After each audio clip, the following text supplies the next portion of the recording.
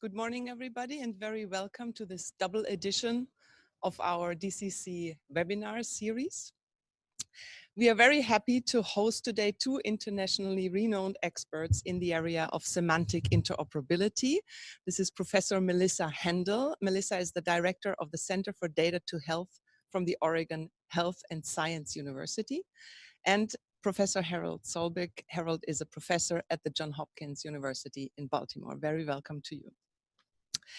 Interoperability of health data is a key requirement for data-driven biomedical research because only the analysis of a large amount of data from patient routine care, but also from other sources, has the potential to drive important changes in medicine, such as more effective prevention, more effective care, but also the discovery of new and innovative, precise or personalized treatments.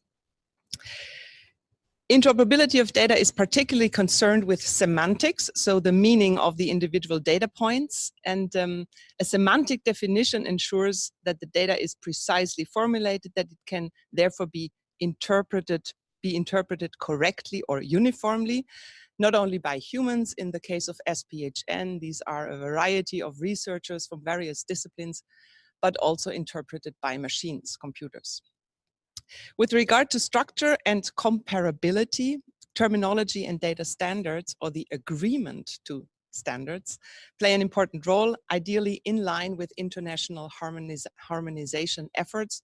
And this is also why we are very grateful that SPHN was accepted as a driver project in the Global Alliance for Genomics and Health, GA4GH. In SPHN, together with our working group on the clinical data semantic interoperability and also the hospital IT working group, we are currently developing a semantically driven framework to enable the use of health-related data for research purposes in order to empower data-driven approaches in the field of personalized health research.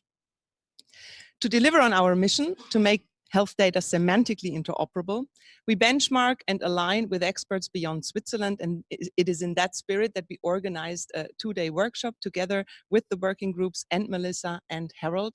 And we already had a very productive day yesterday with lots of discussions, with lessons learned, and we will continue this exchange later today. But now please let me welcome Harold Solbrig. Well, good morning. I'm going to take a whole different approach on this. It's the same topic, but from a very technical perspective. A little bit about me. What I'm realizing is I'm getting to be old. I started into computers actually in 1969 when I learned this wonderful new language called Fortran. And I didn't actually get into medical computing until the 1975 range, when we'd come across this thing called Unix. And the company I worked for was the first commercial company to use Unix. They bought it from AT&T. AT&T gave us the binaries and source for it and said, don't ever talk to us again. And my job was to figure out how to make the dang thing run.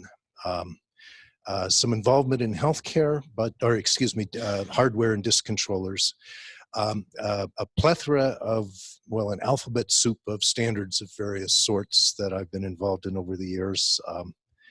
I don't know how I keep getting into standards, but there you have it, and a little bit with the Mayo Clinic. But the real message here, I guess, is that if you want me to pontificate about the way things were, I'll bend your ear for a long time. I'll try not to do that today. But I did find myself in that situation again with Melissa this morning, where I did finally figure out this PowerPoint thing. I do PowerPoints, I email PowerPoints, but we've moved beyond that now. And I guess people use Google Docs, but they're inscrutable to me. They don't have file names. Melissa assures me, well, you can find the file names if you work hard enough. But anyway, I'm old. The first thing I want to talk about is HL7 and how what we call the fast healthcare interoperability resources came to be. HL7 started just basically to get healthcare computer systems to talk with one another. In the 1980s, we had little laboratory computers. We had home-rolled patient admission computers, et cetera, et cetera. And folks decided, you know, we really need to start getting these things to talk together. HL7, by the way, the 7 comes from an old model called the OSI stack. In 1987, if you had two computers you wanted to get to talk together, the first thing you had to do was figure out how you wired them together and what voltages to use on the wires. That was not that long ago, but that was the first decision you needed to make. So HL7 in 87, the version 1 actually dealt with the electronic characteristics of connecting two computers. The OSI stack goes up from the physical connections up to the highest level is how applications talk with each other.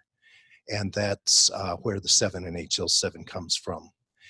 Version 2, which came out in 1989, a long time ago now, came into existence largely because it was easy to do. It was not hard to implement an HL7 standard. And that's how they got the camel's nose under the edge of the tent or the door of the tent, was they started asking healthcare, well, they started, healthcare providers started asking vendors, do you support this HL7 standard? And the vendors looked and said, well, gosh, it's not that hard to do. All we need to do is put some bars and stuff here. And they said, sure. And the standard got adopted, but because it was just bars and what have you, it left a lot of issues resolved. This is an example of an HL7 v2 message. A significant chunk of the communications involving healthcare records in the US still use messages either of this format directly or of this level of semantics. It was bars and other separators and then codes and things you put in the middle. An OBX segment, I think, is an order segment. But well, let's see, to stop here, right. The good news is they could communicate. The bad news is you still had to agree with what went between those bars. And in 1989, I worked for 3M, and 3M made about $120,000 when two different institutions, both using 3M computers, wanted to communicate with each other. It took about $120,000 for the two institutions to agree on what went between those bars. So we had a standard, but it was only sort of a standard. So HL7 v3 formed around 1995. And its goal was to get the semantics of this whole thing settled down. One of their mottos was that optional is a 4-letter word, because in HL7 v2, most of what you could do could be optional. And they had something called a Z segment, which was none of the above. And it made it real easy for a vendor to say, I comply. It didn't mean they could interoperate with each other. And they set off to build a semantic model of healthcare. And it came out to be very large. And in fact, it's sad because when at the early 2000s, their model had evolved to a page that was like 6 feet by 9 feet. But it was an incredibly detailed model of what went on in the healthcare environment. But they got scared. They said, this is too big, this is too complicated, nobody will ever do it. And so they came up with a meta model. It was more of a philosophy exercise actually than a modeling exercise. You have different kinds of entities that serve roles, that participate in acts, and you could glue these all together, and using the sort of things in this picture here, you could actually build yourself something that worked in healthcare. This was called USAM. I don't even remember what that stands for now, the Unified Something Model.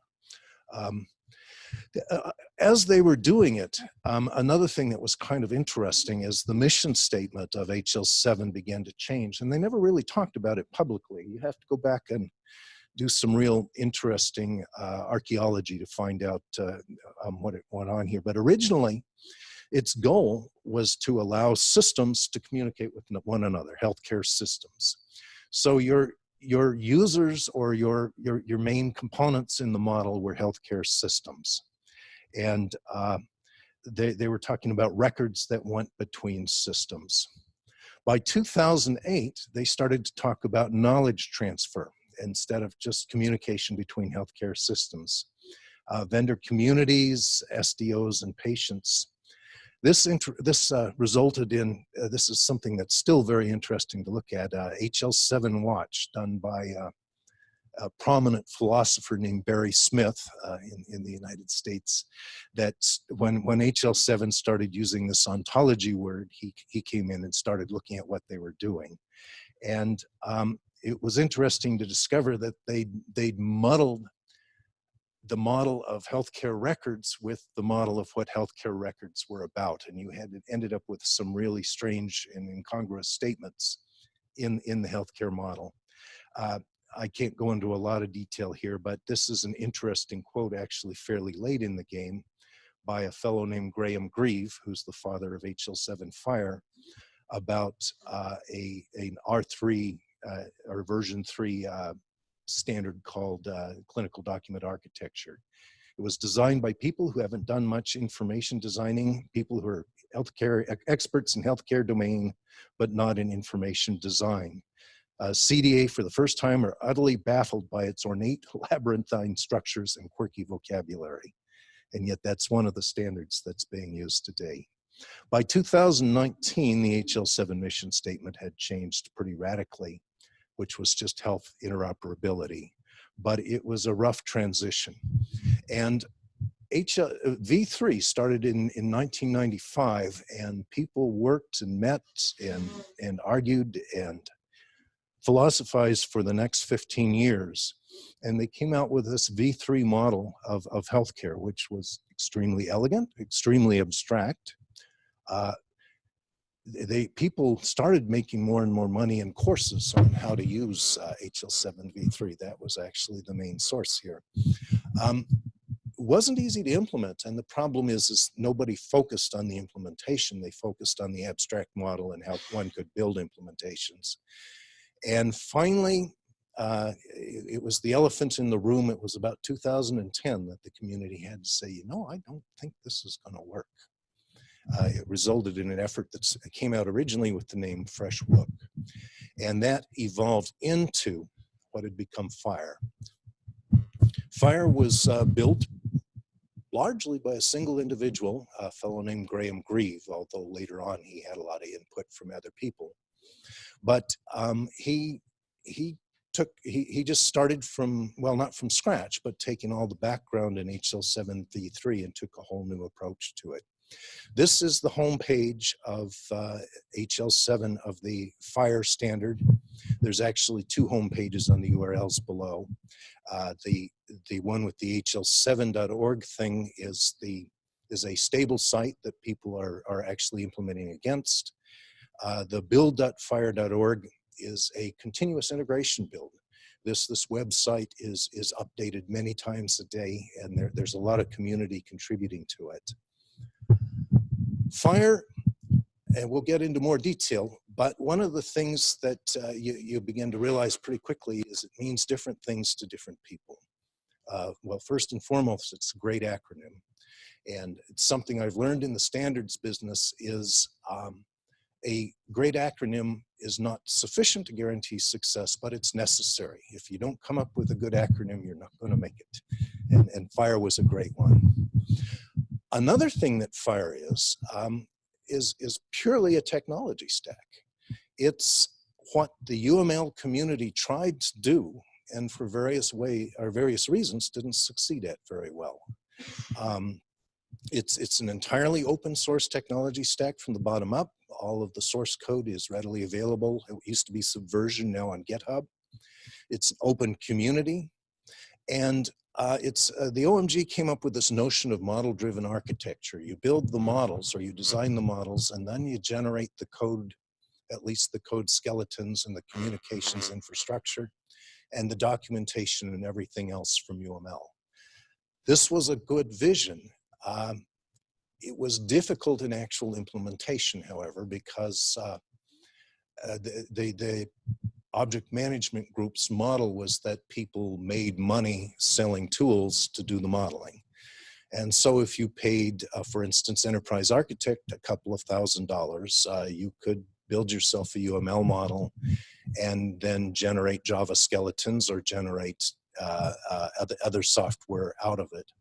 You could pay Magic Draw a couple of $1,000 and generate similar but not identical models and generate similar but not identical software. HL7 actually, or not HL7, FHIR actually does model-driven architecture. I'll talk about that a little more, and I called it done right, but it was pointed out. I think that there's still a lot of room for improvement, but at least the dang thing works. Okay, it's the stack itself. The next thing FHIR is a platform for developing healthcare interchange standards, for building standards based on this technology stack. It's also the set of standards that are made building this stack. And most importantly and most interestingly, it's a community. And this is one of the things that it's a rare thing, I think, that happens in the computer science world or the software engineering world. Every so often, the forces coalesce and things just actually work. And the time was right, the people were right, the leaders were right, and it's a working community that actually gets things done in a very open fashion. One of the warnings, FHIR, there's puns galore. They claim that they used to have an award for a new pun involving FHIR, but there's been claims that there are no new puns left, but anyway. An interesting difference about FHIR from some of the previous HLs. And in fact, I had a discussion with Melissa last night where she said that to her, the FHIR site was opaque and unapproachable. For me, a software developer, it's obvious and easy. And I think that just stresses the fact that the target audience of FHIR is implementers. If you're using FHIR, there's all sorts of education in different places to go, but where we sit here is the FHIR implementers. This is a screenshot from the homepage of FHIR. One of the things that they did to address the analysis paralysis, as we say in the HL7 version 2, is they came up with what they call the 80-20 rule. And as you know, 80-20 is always great as long as it's my 80 and your 20. But nonetheless, the idea is we're only going to implement stuff, or we're only going to put stuff in the standard if 4 out of 5 systems implement it or use it. If it's a demand by 1 out of 5 systems or a fringe group, there are ways to put it in, but it's not, they don't spend a lot of time on it in the FHIR standard directly. And as I say, it's only a guideline.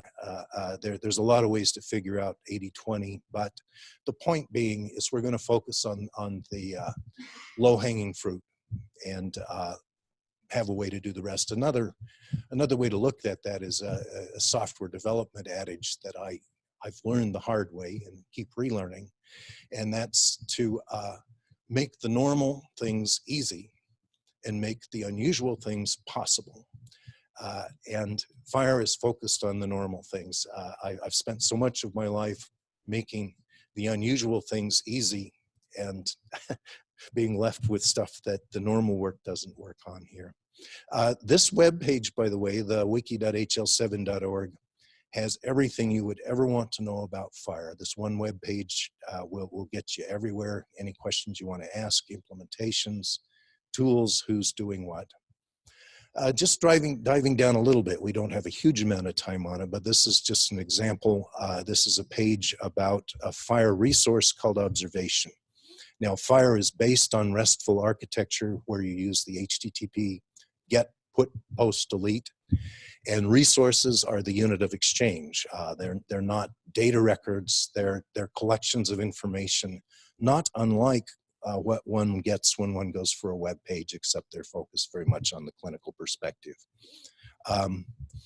If you get down, you scroll down a bit on the observation page, you have a model that, if you haven't seen FHIR before, is somewhat not approachable. On the other hand, this model is extremely well documented. There's hover text on all of the fields. There are training courses galore. There are developers galore out there that know how to understand this stuff. And it actually ends up being, once the training's done and once the community's coalesced, a really good modeling language. you'll note there's a tab that says UML, by the way. For those of you familiar with UML, this is not formal UML in the extent that there's no XMI document that underlies it. This is just an SVG rendering of sort of kind of what this might look like in UML. The FHIR data exchange or the FHIR resources can be rendered either in XML. So this is an example of, I believe it's an observation, just a sample observation being exchanged in XML. When FHIR was developed, XML was the main format being used on the web. One of the interesting decisions that Graham made is prior to that, people had used XML schema to describe XML. He concluded that that actually wasn't the thing that developers really wanted. And so while there is an XML schema for FHIR, there's also just a set of templates out there. You can go to the observation resource, go to the XML panel, and get yourself a fill in the blanks bit of XML. And if you have an editor, you can fill in the blanks. You can have a valid FHIR resource by filling in those blanks, and you can just do an HTTP put on a FHIR test server, and you will have done a successful transaction. Obviously, the one that has become the de facto standard these days is FHIR JSON, and they support that as well. An interesting bit about FHIR is that, like UML, except even more integrated, FHIR is defined using FHIR. There's a FHIR resource called structure definition, and that's how you define all of the resources in FHIR. And in fact, if the FHIR server model requires updates to structure definition, you can change the FHIR meta model, although most sensible servers don't let you do that. The other thing that's interesting is that this is a screenshot of a web page. This web page was generated entirely from the model. I think I step onto this in a second. Yes. If you're working with FHIR, you can go out there, just do a git clone on this address here, change to the build directory, and run the publish.shell or publish.batch. Your computer will get very hot. I think it's up to about 25 minutes if you're starting from scratch on my Mac. But when you get done, you will have an exact image of the FHIR web page or the FHIR web pages that I was showing you earlier on your own machine. These are all generated from the models and the other resources.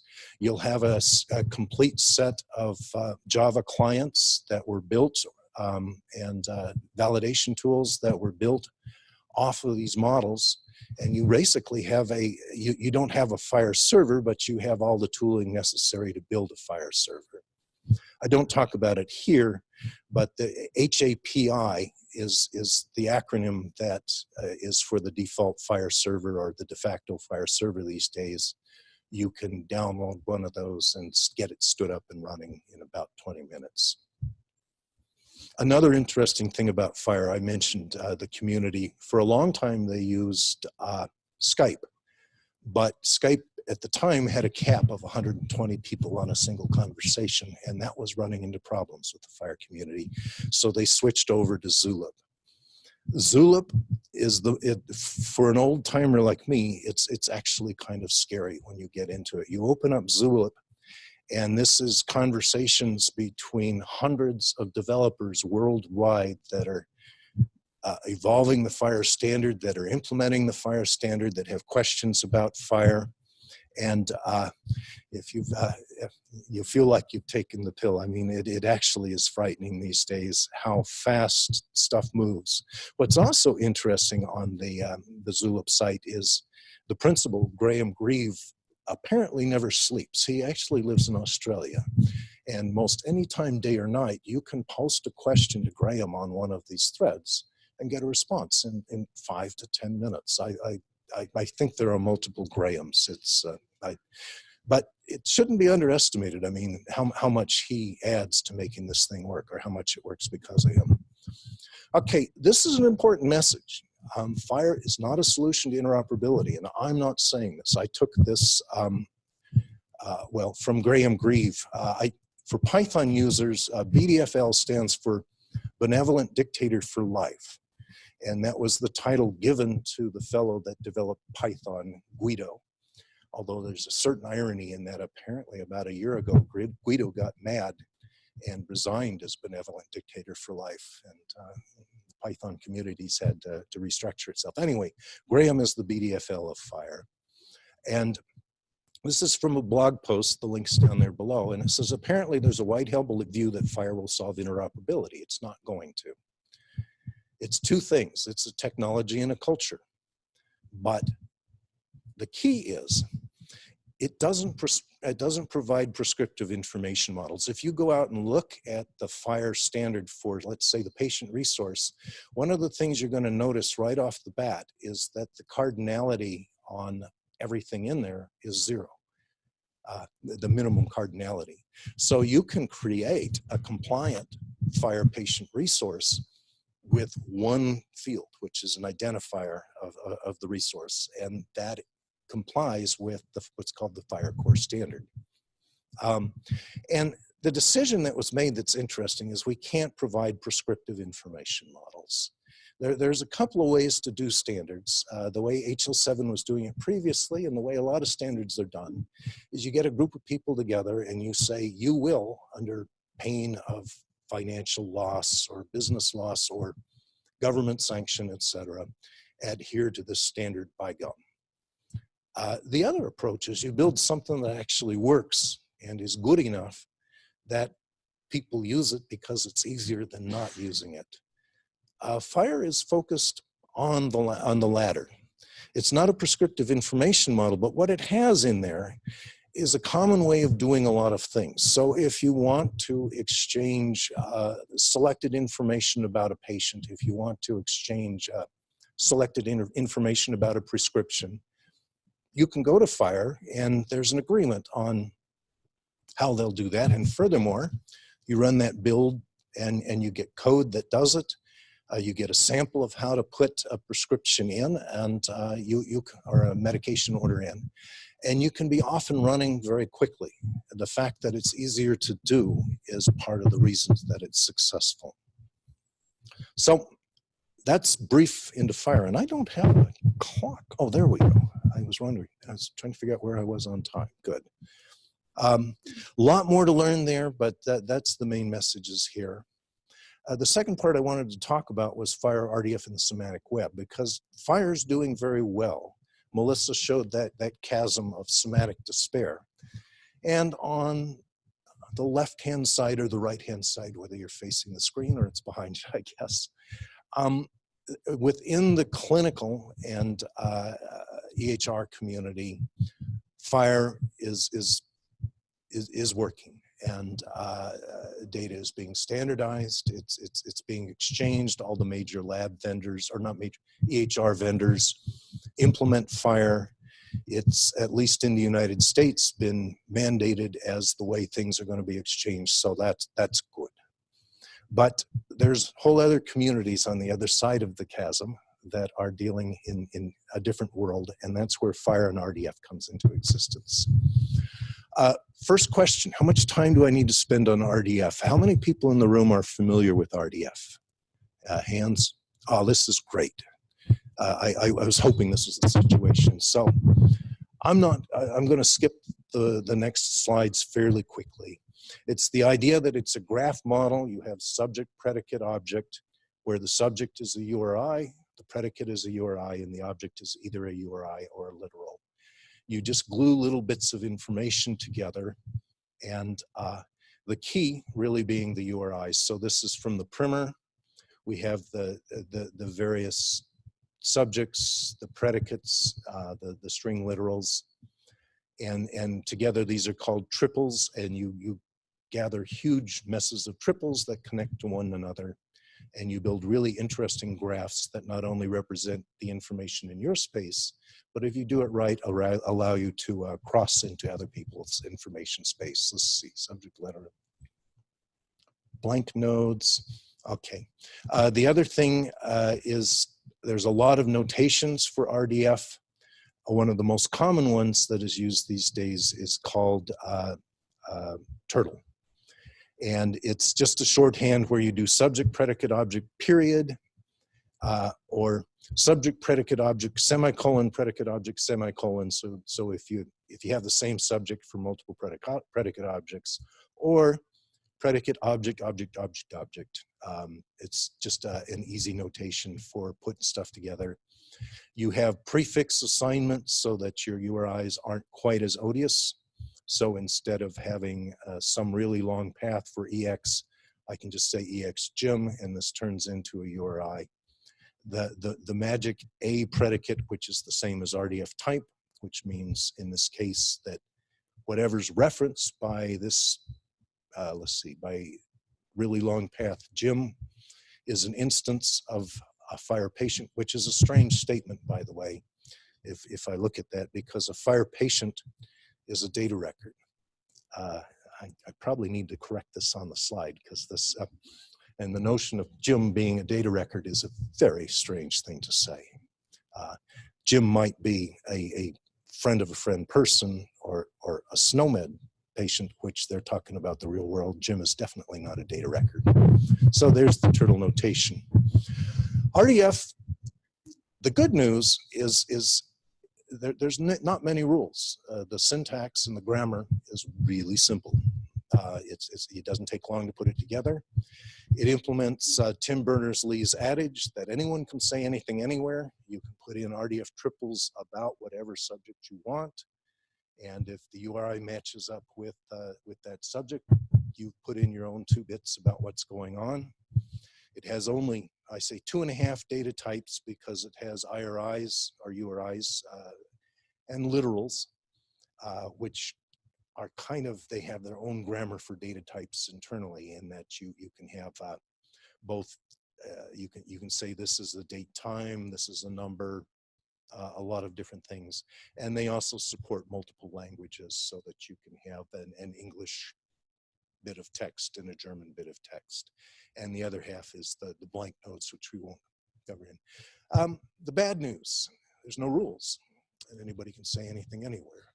And while that seems great if you're trying to run a clinic or a business, you're not really interested in having people putting in stuff about your business on the side.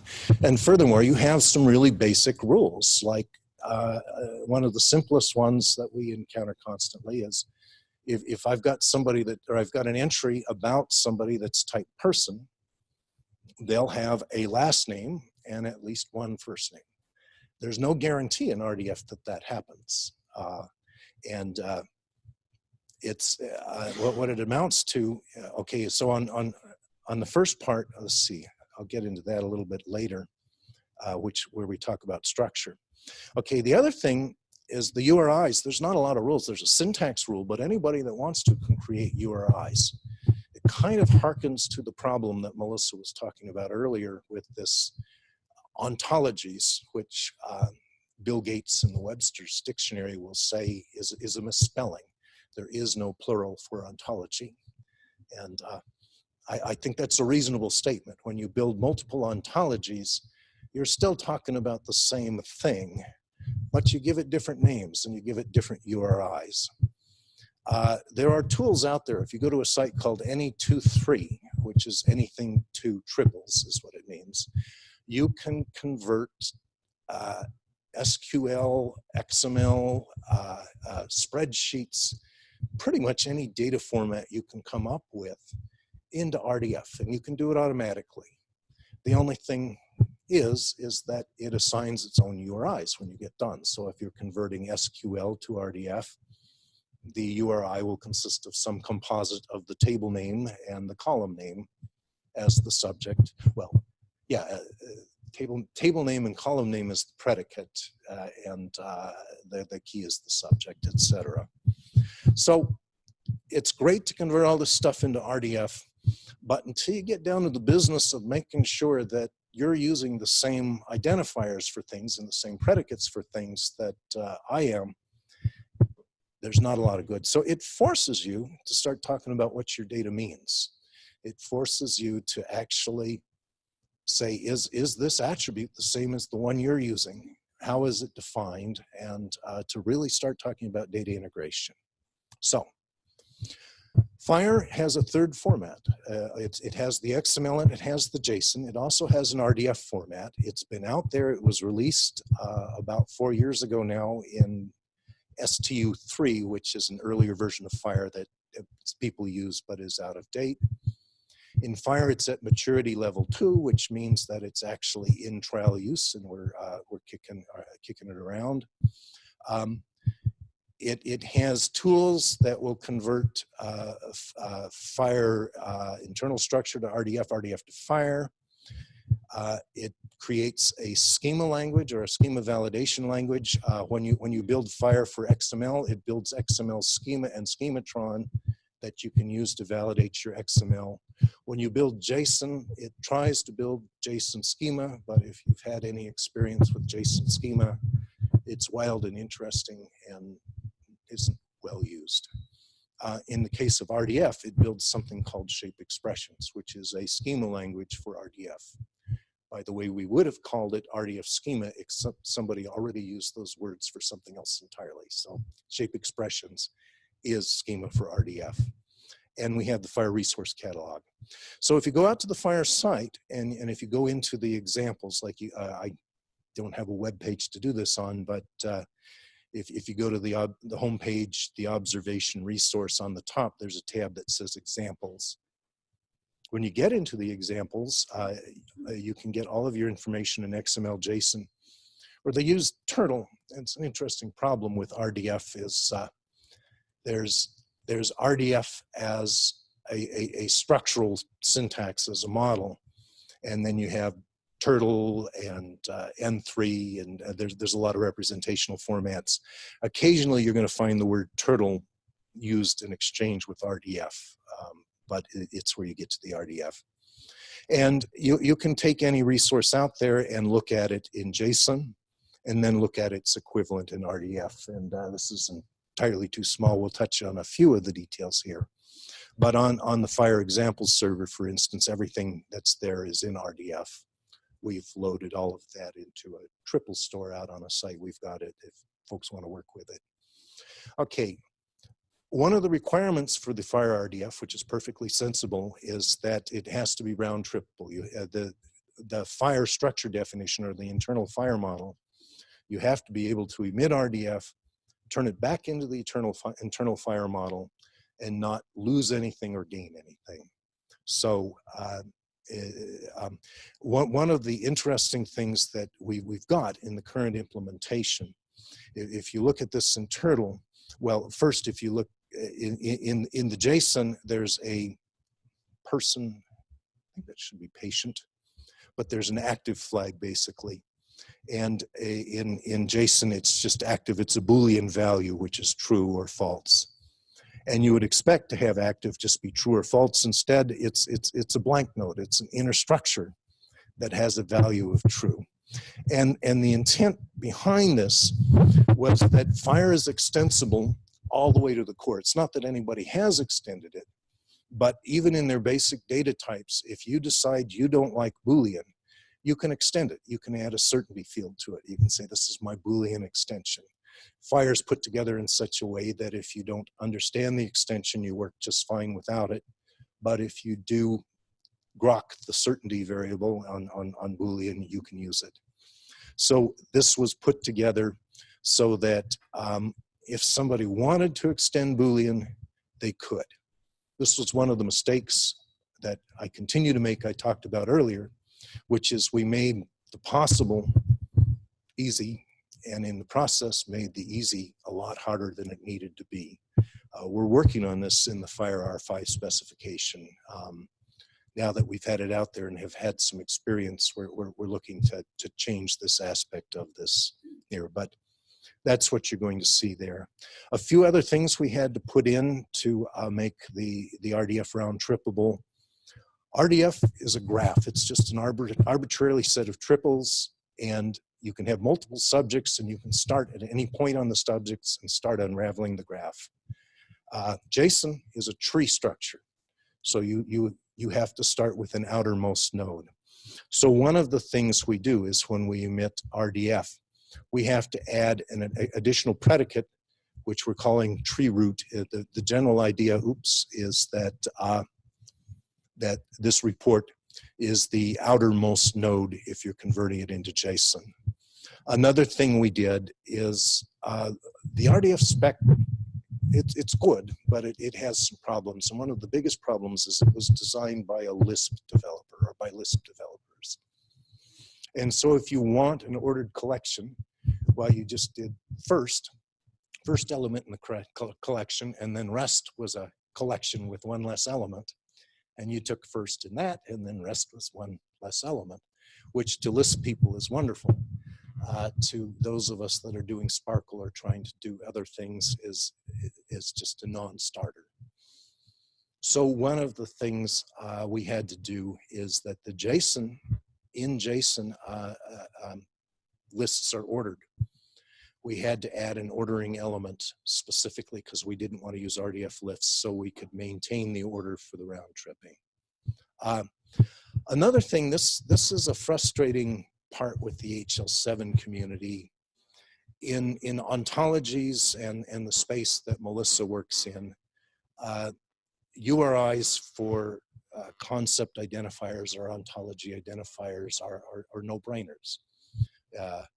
This here, or this entry here says that the diagnostic category is an instance of whatever this category is defined in SNOMED, but it's a first-class URL.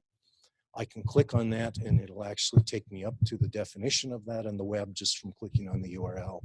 I can use this to link to other things. In FHIR, their coding structures consists of a doublet. You have a coding system and a code. And to get to the URI that actually tells you about this code, you have to know some rules that aren't anywhere inside FHIR. For instance, the coding system, the URI is SCT, and here's the code. But you don't just concatenate the two together. The rule is codes in the SNOMED coding system have this, this ID field. So one of the things we do in the RDF rendering is where possible, we interpret these systems and codes so that you can actually glue this up to ontologies and all that good stuff. Same for links between things. FHIR's reference rules are a bit odd. So we put in another link. This gets removed on going the other direction. And finally,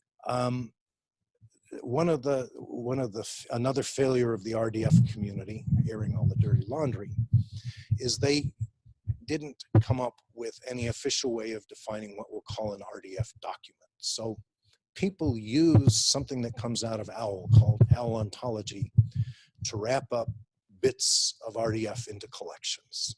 And in fact, you have to be real careful because people will tell you, I have this as an OWL ontology. And in a degenerate sense, that's true. I can take any collection of RDF triples, I can put a line in the file that contains the triples that says URI and OWL ontology, and I've built an OWL ontology. That doesn't mean you can understand a dang thing about what's in it. But we put an ontology header on all of these things. And the reason is we want to use this in reasoners and protege and other sort of stuff. Just some samples on how to get it. FHIR RDF, won't go into a lot of detail, but they're on the slides. Suffice it that many of the servers out there have FHIR RDF today. One of the issues we've had with the RDF specification is we've had to convince the FHIR community in general that it has value. The happy server does not have an RDF implementation built into it. They'd be happy to happy, no pun intended, to have us write that, but it's not something that they're supporting at the moment. As late-breaking news, there's a new specification that emerged in December, JSON-LD 1.1, JSON Linked Data.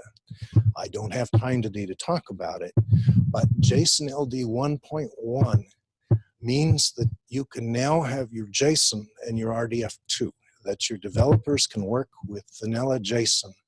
And if you've designed the mapping to those URIs I talked about under the covers, they're actually doing JSON or doing RDF under the covers. So in the next 6 months or so, as implementations of the spec come out, the boundary to having the rest of the servers do RDF is going to go way down, because all we need is the contexts and the code that people write for JSON-LD. And anyway, it'll be very easy to do from here on out.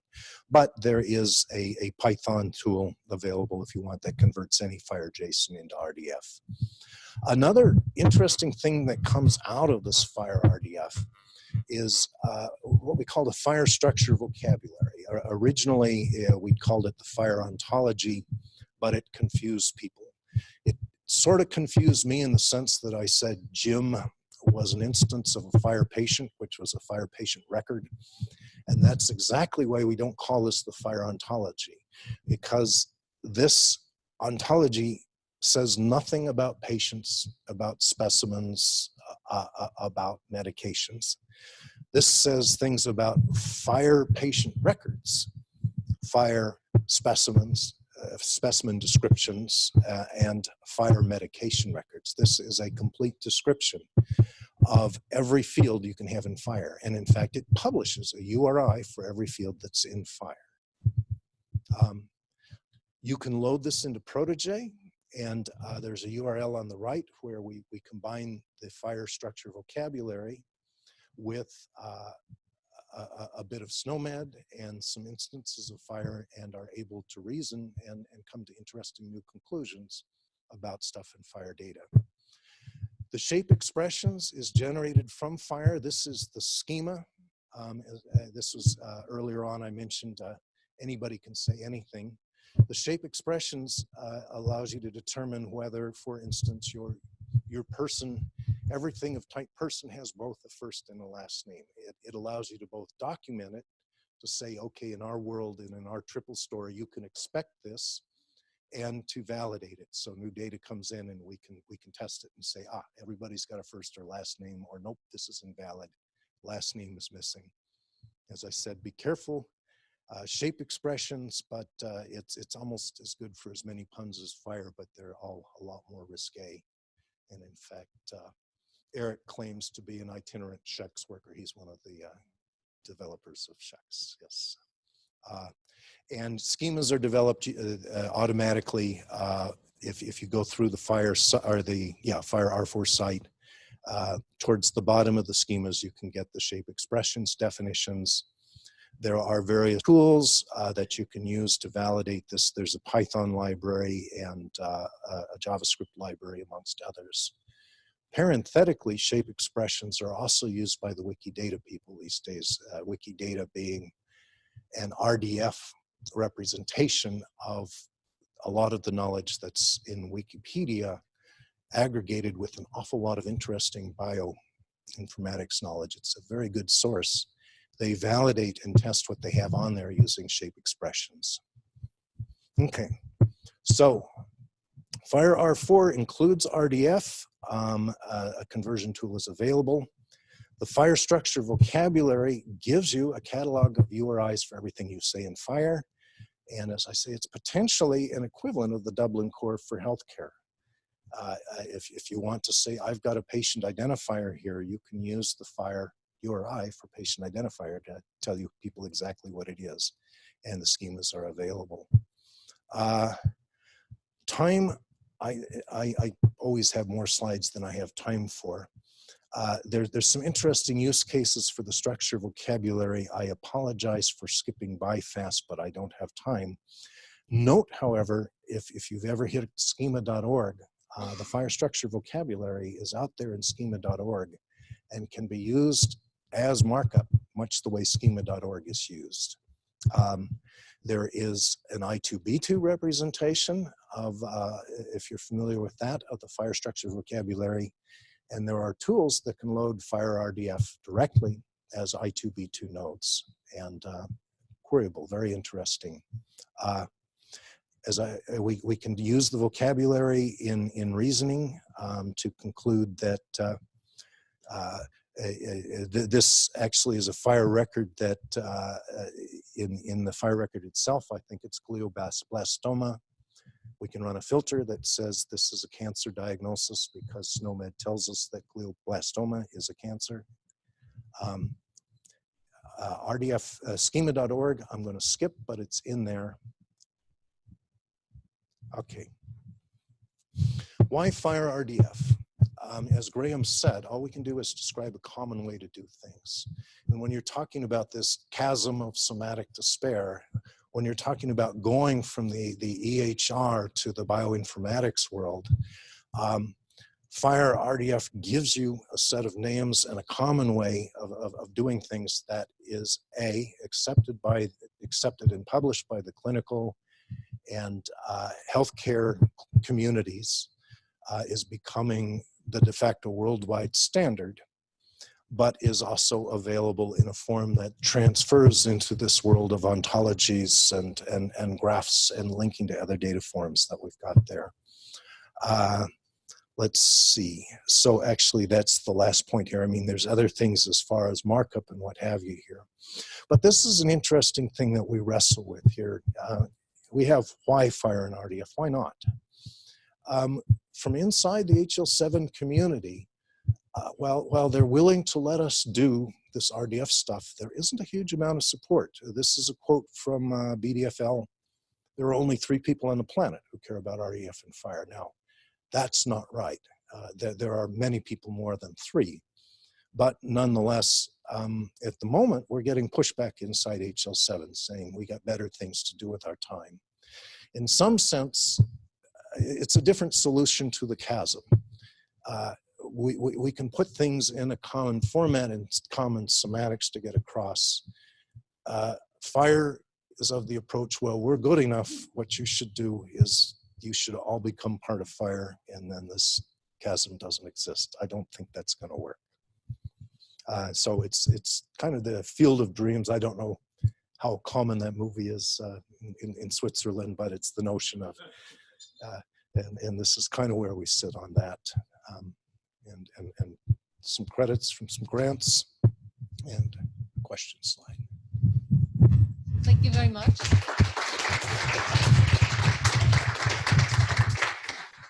I'm opening the floor for questions here in the auditorium. We have one here in the back. Thanks a lot for that. I was wondering, like, is it really FHIR as a standard so well permeated in the US? Because here it's not. So I'm hearing this all the time. There's 2 words that is really nerving to me: the EHR and FHIR, because everybody who is not working on it thinks that all integration problems are solved because everybody's using it in clinical practice. And if I look at it in reality here, I see nothing. And I'm not working in the US anymore, so I really don't know. Is this really the true standard? Is everybody now committing to it, or is still a lot of hospital world working on HL7 without FHIR? Well, I'm glad you used the term committing rather than committed. I believe it's agreed that people will work with FHIR to address the interoperability standards. So we have an agreement in the US, and it's agreement that actually now comes with some teeth from the NHS or NIH and other things, that healthcare data will be exchanged in FHIR. Interoperability is still a ways out, but people have rolled up their sleeves and are doing it. I haven't seen a lot of CDA or V3 activity in the US in the past year or so. And at the HL7 meetings, those sessions are getting smaller and less attended. I think it's kind of like XML. When XML came out, I thought it was about the worst thing that had happened to the community, because we'd gotten all this wonderful work done in ASN1, and we were moving forward, and all of a sudden folks said, well, that's too hard, we're going to start over. And I predicted it would go nowhere. In fact, if you ever want to invest in stocks, go the opposite of whatever I predict. And the reason it worked is because there was a big enough community around XML that they were going to make it work by gum. And that's what's happening with FHIR, is there's a big enough community around FHIR that it is going to work. Yes. No. Interesting. Yep, it is. Yeah, no, that's funny. Do we have more questions here in the room? Otherwise, yeah, here. Thank you, Harold. So you know that within SPHN there were we did undertake a pilot study to use in order to evaluate if the use of RDF would be a good idea as a transport and storage format. So what is your advice on that? Because we also hear critical voices that say we overdo it with this RDF because it's complicated on the hospital side as well as on the researcher side. What is your opinion about this? Well, it's twofold. RDF, the model behind RDF is not complicated, and it makes a lot of sense. The URIs and various things are intimidating to people. I think that the JSON-LD 1.1, which I talked about a bit yesterday, is going to be a key thing that allows the people that need and want RDF to have it without imposing it on the community. They can still work in JSON. The other thing I would suggest is that you go ahead and use the FHIR modeling environment as it exists. It's not perfect, and in fact, one of the hardest things to do is to create a new resource in FHIR for deliberate reasons, but that's surmountable. But use it as a tool that allows you to publish specifications and to get all of the software for the XML and the JSON and the RDF for free, so that the cost for going that direction is a lot less. You can have the RDF if you need it, but the rest of the world can work with JSON if they don't want to.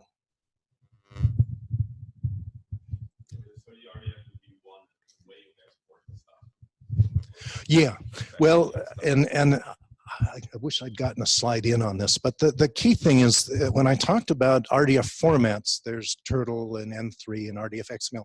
There's a format called JSON-LD, and it turns out that if JSON-LD has an expanded form that has to be one of the most odious representations of RDF you will ever see. But it also has something called a compacted form. You put this little thing in called a context that says, okay, name maps to this URI and patient maps to this URI. You put in a set of rules that are on the side, and suddenly your JSON-LD representation becomes indifferentiable from everyday JSON.